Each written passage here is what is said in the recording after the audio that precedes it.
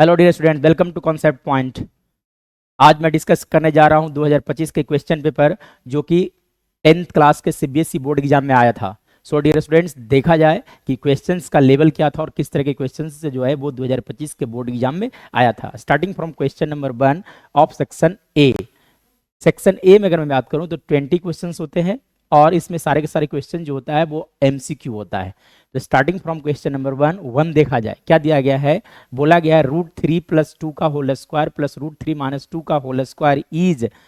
ए और एन। मतलब किस तरह का ये नंबर है इसके बारे में बताना है। इज ए और an positive rational number, negative rational number है कि पॉजिटिव इरेशनल नंबर है कि निगेटिव इरेशनल नंबर है। चलिए, तो एक्चुअली में क्या लिखा गया है, लिखा गया यहाँ पे √3 + 2 का होल स्क्वायर प्लस लिखा हुआ था √3 - 2 का होल स्क्वायर। चलो आप अब देखो, एक फार्मूला हम लोग जानते हैं कि अगर a + b का होल स्क्वायर रहेगा और a - b का होल स्क्वायर रहेगा तो इसके इक्वल टू लिखा जाता है 2 टाइम्स ऑफ a² + b² लिखा जाता है। ठीक है ना, यानी कि यहाँ पर आप सेम अप्लाई कर सकते हो, यानी कि लिख सकते हो 2 टाइम्स ऑफ a², मतलब लिखा जा सकता है यहाँ से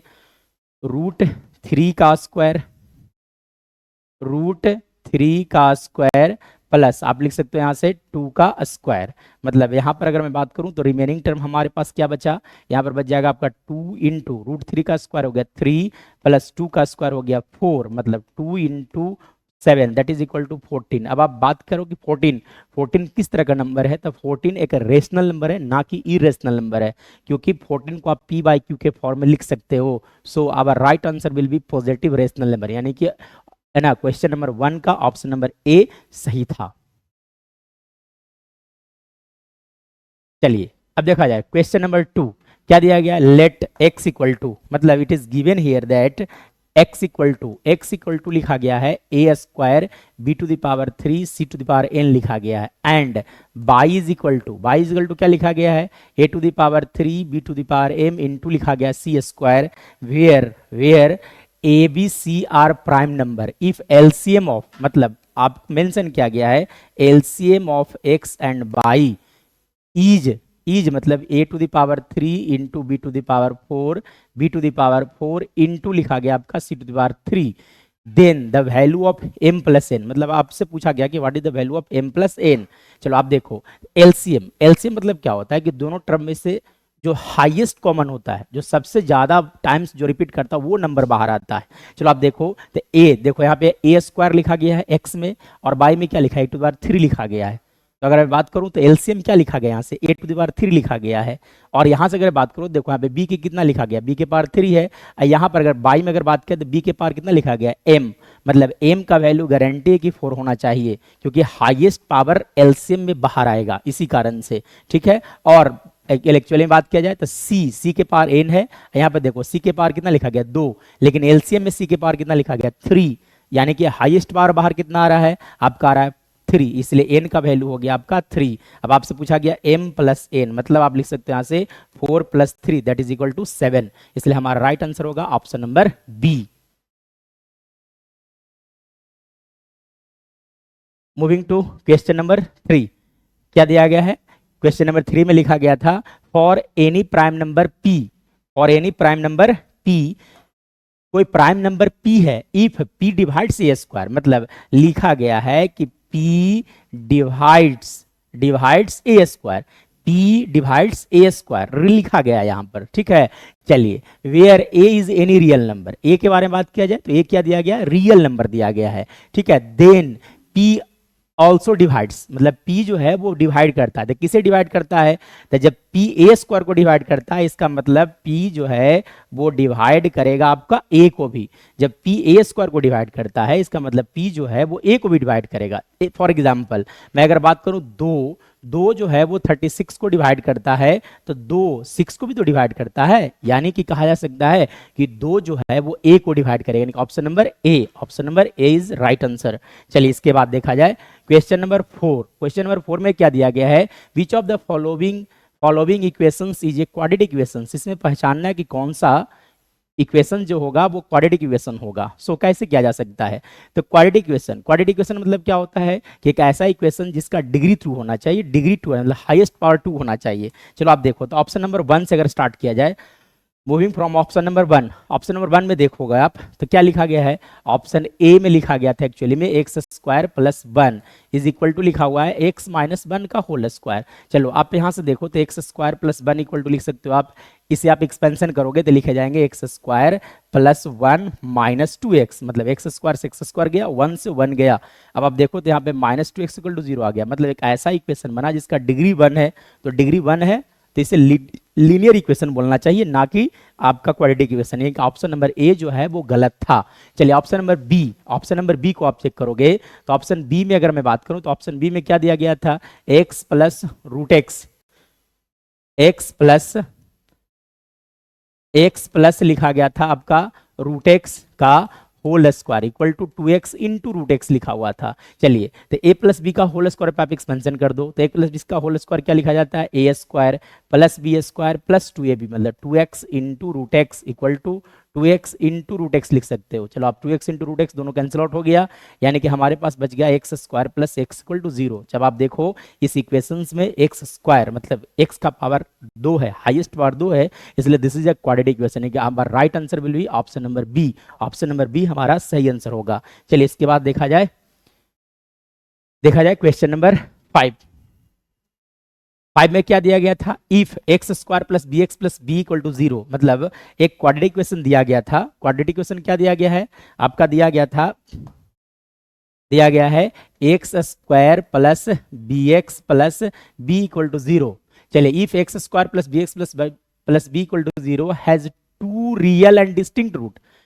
to real and distinct root, तो रियल एंड डिस्टिंक्ट रूट के लेकर बात किया जाएगा तो हम लोग जानते हैं कि for real and distinct root D का जो वैल्यू होता है ग्रेटर देन 0 लिखा जाता है। For real and distinct root D is greater than 0, और हम लोग जानते हैं कि डी का वैल्यू निकाला जाता है, कैलकुलेट किया जाता है बी स्क्वायर माइनस 4 AC से कैलकुलेट किया जाता है। चलिए अब आगे बढ़ा जाए। Then the value of B, तब पूछा गया कि बी का वैल्यू क्या हो सकता है ना, ऑप्शंस दिए हुए थे। चलिए अब देखिए अगर मैं बात करूं यहां से तो बी का वैल्यू पूछा गया था, ठीक है। चलो अब देखो तो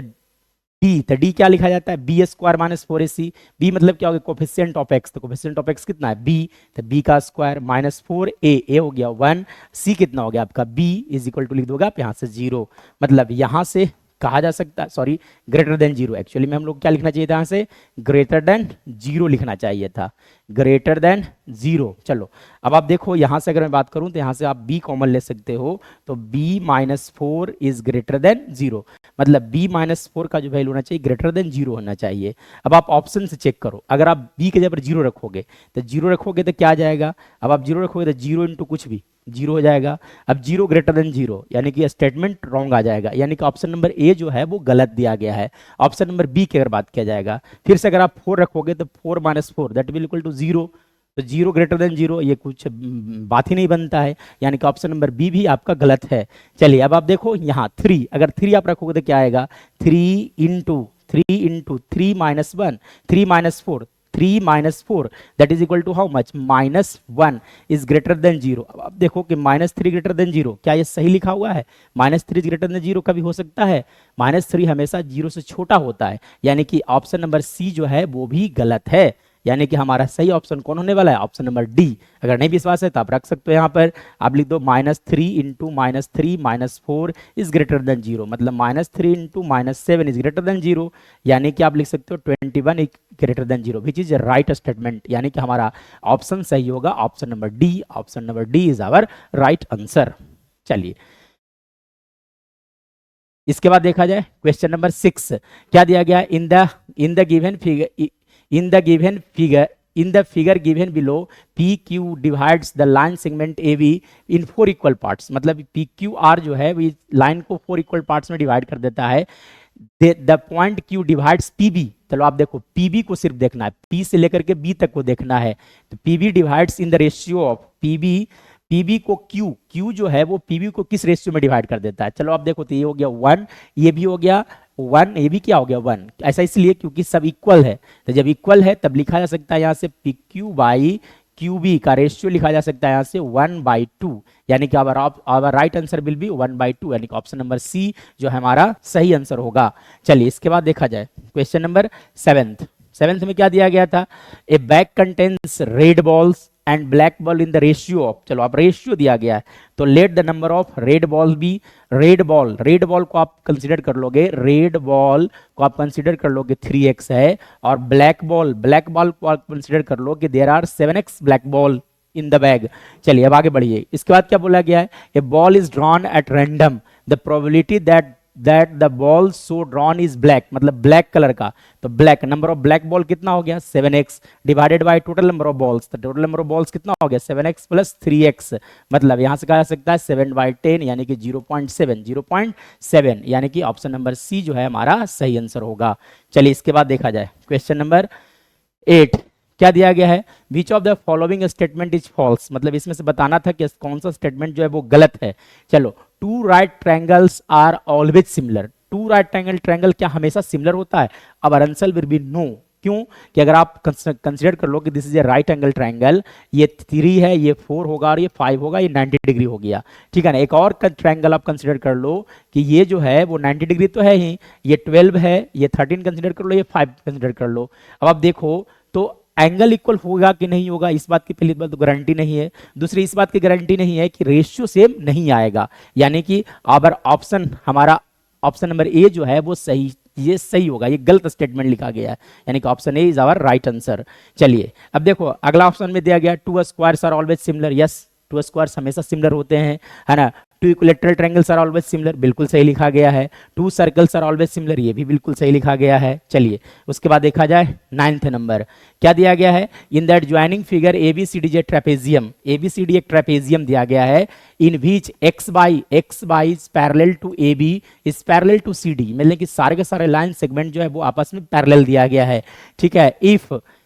AX यानी कि यहाँ पे मेंशन किया गया है कि AX का जो वैल्यू है वो 2/3 टाइम्स ऑफ AD लिखा गया है, 2/3 टाइम्स ऑफ AD लिखा गया था, then C by ratio by B पूछा गया था। चलो आप देखो यहाँ से, तब आप यहाँ पर जानते हो कि अगर 3 या 3 से अधिक लाइन जब पैरेलल होते हैं तो वहाँ पर लगता है इंटरसेप्ट थ्योरम, मतलब कहने का मतलब यह हो गया कि AX बाई DX का जो रेशियो होगा that will be equal to B by upon C by के इक्वल होगा, ठीक है। ये होता है आपका ये क्या intercept theorem, B by upon C by लिखा जाता है। चलिए अब आप देखो तो AX का रेशियो, तो AX को AX रहने दो आप, 2/3 इंटू AD को आप लिख सकते हो यहाँ से AX प्लस लिखा जा सकता है यहाँ से DX, तो AX प्लस DX लिख दिया जाए। चलिए अब इसके बाद देखो आप, इसके बाद आप क्या करो क्रॉस मल्टीप्लाई, यानी कि 3AX इक्वल टू आ गया आपका 2AX प्लस DX लिखा जा सकता है, AX प्लस DX लिखा जा सकता है। चलिए अब इसके बाद देखा जाए, यानी कि यहां से लिख सकते हो आप 3AX equal to 2AX plus 2DX लिखा जा सकता है, मतलब यहां से कहा जा सकता है कि यहां से लिखा जा सकता है AX is equal to DX, AX equal to 2 times of DX लिखा जा सकता है, मतलब अब आप यहां से कैलकुलेट कर लो AX बाई DX, तो AX बाई DX का रेशियो कितना होगा 2:1 का होगा, 2:1 का होगा। अब आप देखो यहाँ पे किसका रेशियो पूछा गया है, अब यहाँ पूछा गया C बाई, मतलब C बाई के सामने देखो कौन सा होना चाहिए DX, यानी कि इसका रेशियो क्या होगा 1:2, यानी कि 1:2, आवर ऑप्शन विल बी 1:2, ठीक है। चलिए इसके बाद देखा जाए, क्यों ऐसा इसलिए क्योंकि आप दोनों तरफ रेसिप्रोकल कर लोगे तो वो जो हो जाएगा दोनों रेसिप्रोकल हो जाएंगे। चलिए इसके बाद देखा जाए 10th नंबर 10th नंबर देखा जाए, 10th में क्या दिया गया है, which of the following statement is false, मतलब इसमें बताना था कि कौन सा स्टेटमेंट फॉल्स है। चलिए अब ऑप्शन नंबर 1 पढ़ा जाए, infinite number of tangent can be drawn to a circle, yes the answer is true, क्यों क्योंकि एक सर्किल अगर है इस सर्कल पर आप infinite number of tangents draw कर सकते हो, ठीक है। Infinite number of tangents can be drawn to a circle from a point outside the circle, अब एक सर्कल के बाहर अगर कोई पॉइंट होगा, जैसे आप देखो यहाँ पे कोई पॉइंट है तो हम लोग जानते हैं कि सिर्फ और सिर्फ दो ही टेंजेंट ड्रॉ किया जा सकता है, there can be only 2 tangent drawn from any external point, लेकिन यहाँ पे बोला कि इनफाइनाइट होगा, यानी कि ये हमारा गलत है, यानी कि ऑप्शन नंबर बी जो है हमारे लिए सही आंसर होगा, क्योंकि गलत पहचानना था, गलत कौन सा है, ऑप्शन नंबर बी गलत है। चलिए इसके बाद देखा जाए 11th नंबर क्या बोला गया है, in the adjoining figure P and P B are tangent to a circle with centre O लिखा गया है, the measure of angle A P B, मतलब ये वाला एंगल पूछा गया था। चलो अब हम लोग जानते हैं कि एक थ्योरी होता है कि जैसे अगर मान लिया जाए किस तरह से एक सर्कल है और तो सर्कल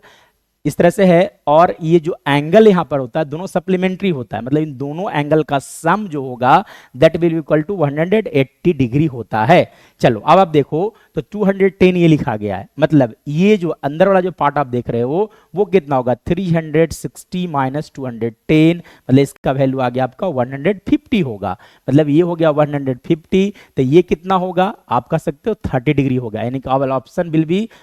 डी, यानी कि आप हमारा सही आंसर होगा 30 डिग्री, ऑप्शन नंबर डी। चलिए इसके बाद देखा जाए 12th नंबर में क्या दिया गया है, tan square 30 degree upon tan square 30 plus में लिखा गया है 1 minus tan square 30 degree divided by 1 plus tan square 30 degree का वैल्यू पूछा गया है। चलो आप देखो यहाँ से तो लिखा गया 1 minus tan square 30 degree divided by लिखा गया था 1 प्लस tan स्क्वायर 30 डिग्री लिखा गया था। चलो अब हम जानते हैं कि tan 30 डिग्री का जो वैल्यू होता है that is equal to 1 by root 3 लिखा जाता है। चलो आप यहाँ से वैल्यू रख दो, चलो आप रखोगे यहाँ से वैल्यू तो क्या लिखे जा सकते हैं,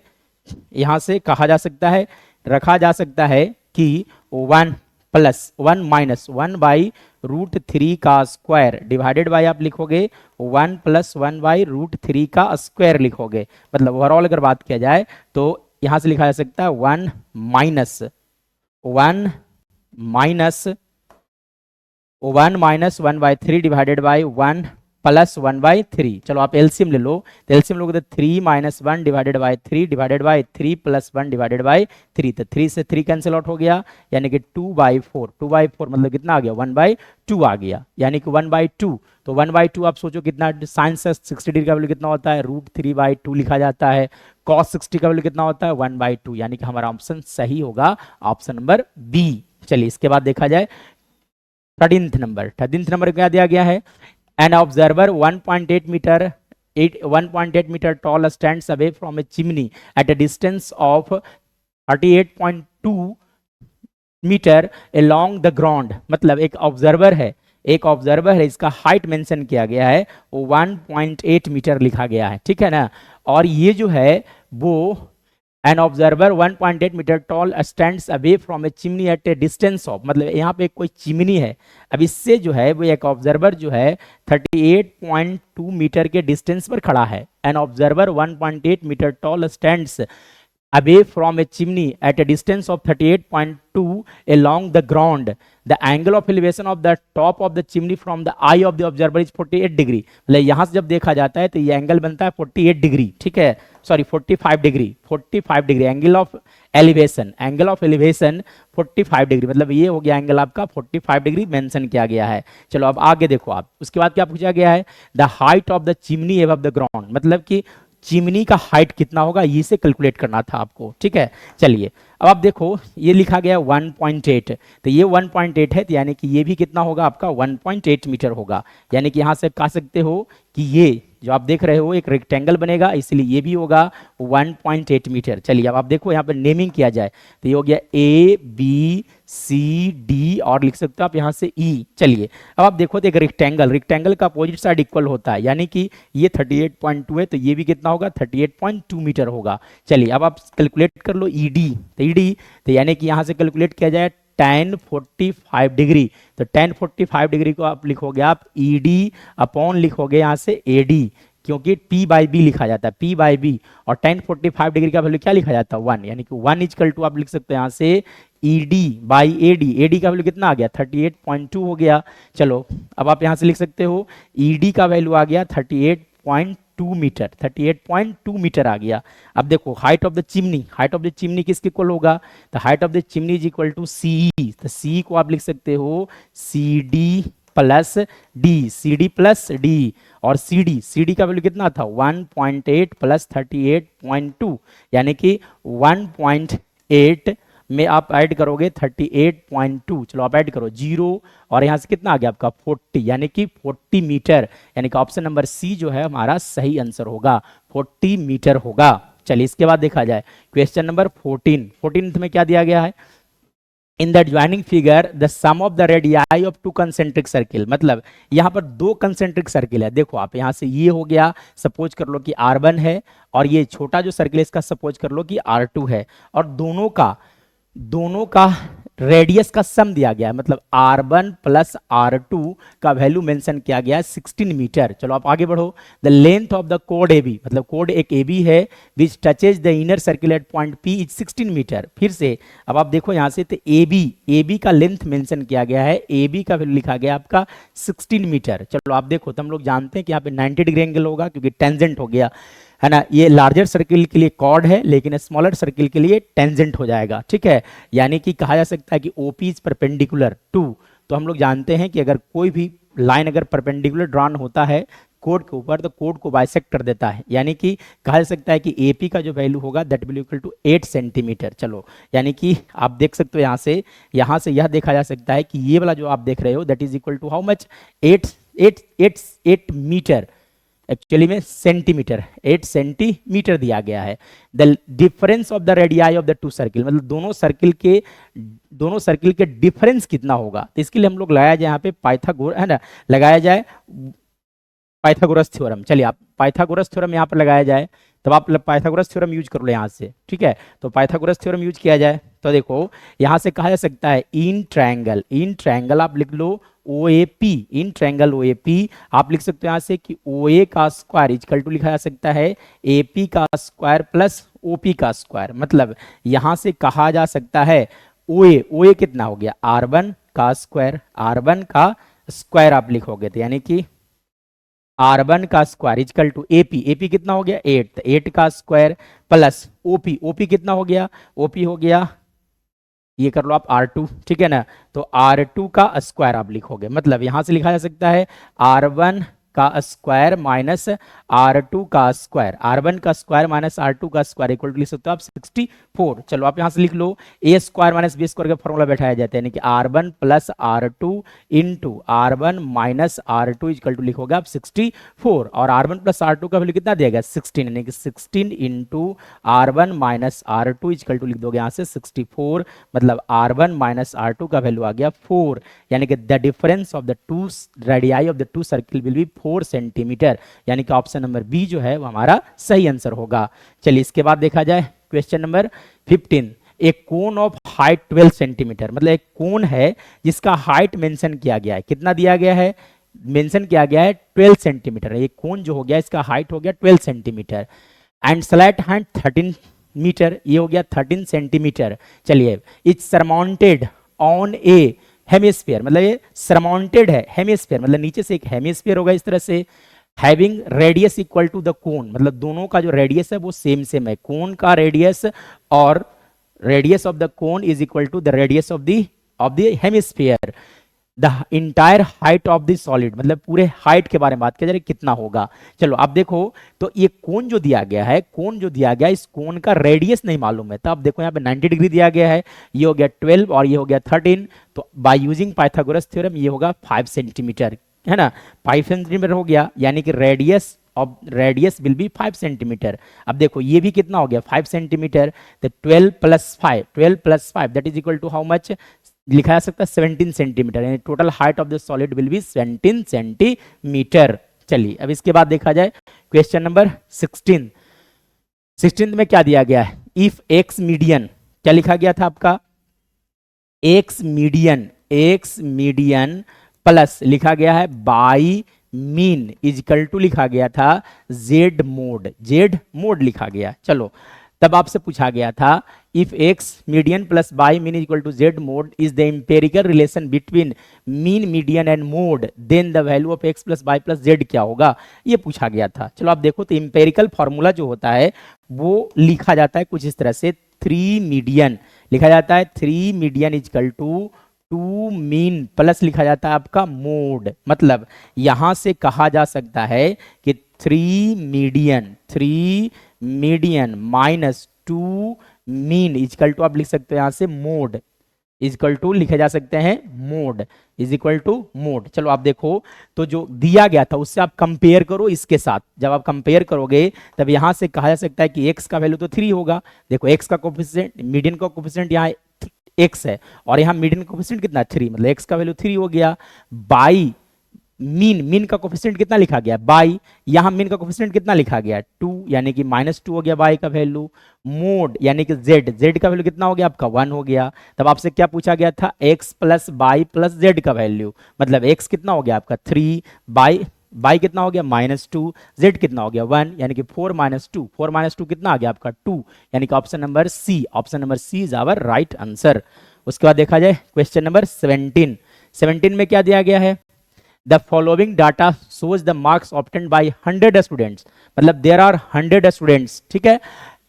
students in a class test, marks obtained और नंबर ऑफ स्टूडेंट्स दिया गया है। तब पूछा गया था the median will be the average of each of the two observation, मतलब कि मीडियन जो होगा वो किन दोनों ऑब्जर्वेशन का आपका एवरेज वैल्यू होगा। तब आप देखो तो मीडियन कैसे कैलकुलेट किया जाता है, चलो आप देखो मैं एक बार फिर से लिखता हूं, मार्क्स ऑब्टेन्ड और क्या लिखा गया है आपका नंबर ऑफ स्टूडेंट्स लिखा गया है, नंबर ऑफ स्टूडेंट्स लिखा गया है। चलो आप देखो यहां से अगर मैं बात करूं तो मार्क्स ऑब्टेन्ड में आप देख लो कि कितना कितना डाटा गया है, 20 दिया गया है, उसके बाद दिया गया था आपका 29, उसके बाद दिया गया आपका 28, 33, उसके बाद हो गया आपका 42, उसके बाद लिखा गया आपका 38, उसके बाद फिर दिया गया था आपका 43 और फिर लिखा गया आपका 25। चलो आप नंबर ऑफ स्टूडेंट्स कितने दिए गए थे 6, 24, 28, एक्चुअली में यहां लिखा गया 28,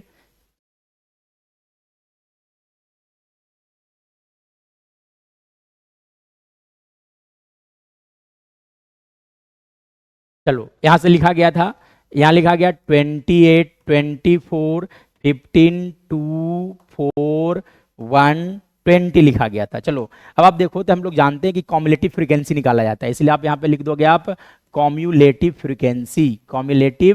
फ्रीक्वेंसी। चलो आप फिर कम्युलेटिव फ्रीक्वेंसी कैसे कैलकुलेट किया जाता है, 6, तो 6 जो है वो एज इट इज रह गया, 6 में आप ऐड कर लो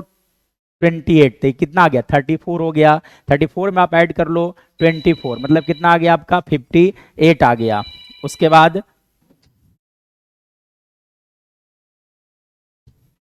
बाद आप ऐड कर लो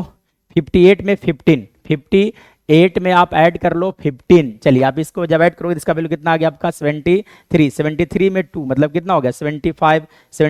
79 आ गया, फिर कितना आ गया आपका 80, फिर कितना आ गया आपका 100 आ गया। चलो तो ये जो वैल्यू आ गया वो एन का होता है, this is the value of N. चलिए अब इसके बाद देखा जाए, यानी कि एन, अब हम लोग क्या करते थे कि एन को डिवाइड किया जाता है, एन का वैल्यू आ गया आपका 100, अब एन को आप डिवाइड कर लो मतलब n/2, मतलब कितना आ गया आपका 50। अब आप देखो कि 50 जो है वो कहाँ लिखा गया है, तो 50 जो है वो यहाँ लिखा हुआ है, ठीक है 58 के अंदर। अब देखो इसके करस्पॉन्डिंग जो आपका मार्क्स ऑब्टेन्ड है वो कितना 28 है और कितना हो गया 29, मतलब इन दोनों का एवरेज वैल्यू होगा 28 और 29, यानी कि ऑप्शन नंबर सी जो है हमारा सही आंसर होगा। चलिए इसके बाद देखा जाए, इसके बाद देखिए 18th number, the probability of getting composite prime number greater than 3, composite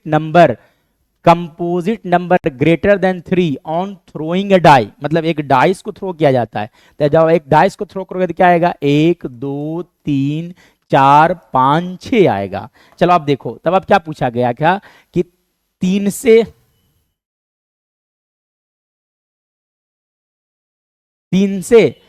से ग्रेटर नंबर होना चाहिए, कैसा होना चाहिए 3 से ग्रेटर नंबर। अब आप देखो कि 3 से ग्रेटर कंपोजिट नंबर, तो 3 से ग्रेटर कंपोजिट नंबर कौन कौन सा हो गया 4 और 6, मतलब आप लिखोगे 2/6, यानी कि कट कर लो तो कितना आ गया 1/3, यानी कि हमारा आंसर सही होगा 1/3, ऑप्शन नंबर बी। चलिए इसके बाद देखा जाए 19th नंबर, 19th में क्या दिया गया है डायरेक्शन, मतलब कि जो आपका 19 और 20 दोनों एमसीक्यू जो दिया गया होता है वो आपका होता है असर्शन रीजन बेस्ड। अब देखो इसमें डायरेक्शंस लिखा गया है कि question number 19 and 20 statement of assertion A followed by statement of reason R, choose the correct option from the following, मतलब ABCD में से आपको चूज करना होता है, ठीक है ना। ए में क्या लिखा गया है, both assertion A and reason are true, मतलब दोनों अगर सही होगा, साथ साथ reason is a true explanation होना चाहिए। फिर ऑप्शन बी में लिखा हुआ रहता है कि both assertion reason are true but reason is not the correct explanation of assertion, ठीक है ना। इसके बाद option C, assertion is true but reason is false. फिर D, assertion is false but reason is true. चलिए आप देखिए, तब आप क्वेश्चन डील करो। तो क्वेश्चन में क्या दिया गया था, दिया गया है असर्शन लिखा गया है फॉर एक्यूट एंगल थीटा, मतलब फॉर एक्यूट एंगल। तो एक्यूट एंगल का मतलब ही होता है कि एंगल जो होगा that will B from less than 90 degree, मतलब थीटा का जो वैल्यू होगा वो लेस देन 90 डिग्री होना चाहिए, लेस देन 90 डिग्री। थीटा का जो वैल्यू होगा वो लेस देन 90 डिग्री होगा, एक्यूट एंगल बोल दिया इसी कारण से। चलिए, sine theta equal to 3/5, cos theta equal to लिखा गया -4/5। अब आप देखो कि 0 से 90 के बीच में कॉस कभी निगेटिव नहीं होता है, यानी कि असर्शन इज रॉन्ग। असर्शन जो हो गया अब आपका कौन सा हो गया, गलत लिखा गया है। फिर आगे देखो क्या लिखा गया, for any value of theta, theta का वैल्यू 0 से 90 के बीच में होगा तो sine square theta plus cos square theta का वैल्यू 1 होता है, यानी कि reason is true, reason is true, the reason is true, यानी कि कहा जा सकता है कि reason is true but assertion is false, assertion is false. तो देखो ऐसा कहाँ लिखा गया है कि असर्शन रॉन्ग होगा, असर्शन रॉन्ग होगा लेकिन रीजन ट्रू होगा, यानी कि option number D, option number D जो है हमारा सही आंसर होगा। चलिए इसके बाद देखा जाए 20 और लास्ट क्वेश्चन ऑफ ऑब्जेक्टिव। देखिए असर्शन, असर्शन ए में क्या लिखा गया है, for an AP 3 6 9 dot dot dot 198 लिखा गया है, the 10th term from the end is 168। अब कह रहा है कि इसका 10th term from the end, starting से नहीं बल्कि इंड से कैलकुलेट करना था 10th टर्म। चलो आप देखो, the 10th term from the end कैसे आप लिखोगे, तो आप मैं यहां बताने जा रहा हूं 10th term from end, 10th term from end, end of this AP. चलो आप देखो द टी10, तो टी10 इक्वल टू क्या लिखोगे, जो लास्ट टर्म उसे आप फर्स्ट बना लो, यानी कि लिखोगे आप 198 प्लस n माइनस 1 यानी कि 9 इंटू डी। अब देखो ये इंक्रीजिंग एपी है, जब आप एपी को डिक्रीजिंग मतलब उल्टा जब लिखोगे तो कॉमन डिफरेंस का साइन चेंज हो जाएगा, यानी कि -3 हो गया, तो 198 माइनस 27। चलो आप 198 में से 198 में से आप 27 सब्ट्रैक्ट कर लो, इसका वैल्यू कितना आ गया 2, और फिर क्या आप लिख सकते हो 7, और कितना आ गया आपका 172, the 10th term of from an AP is 168। चलो आप देखो क्या ये सही लिखा गया है, यानी कि फिर से असर्शन रॉन्ग है, assertion is wrong, assertion is wrong. इसके बाद देखिए, if A and L are the first and the last term of an AP with common difference D, then the nth term from the end of the AP is given by, देखो ये last term first term हो गया तो बिल्कुल सही लिखा गया है, -n minus 1 into D, minus इसलिए लिखा गया है क्योंकि अगर इंक्रीजिंग हो एपी होगा तो उल्टा जब आप लिखोगे लास्ट टर्म को जब आप फर्स्ट टर्म बनाओगे तो एपी जो है वो कॉमन डिफरेंस का साइन चेंज कर जाएगा, यानी कि एल माइनस, यानी कि ये जो लिखा गया है वो सही लिखा गया है, यानी कि फिर से हमारा सही होगा option number D, assertion is wrong but the reason is true, यानी कि option number D. That's all for today, we will meet in the next video जहां पर हम लोग डिस्कशन करेंगे सब्जेक्टिव क्वेश्चंस का।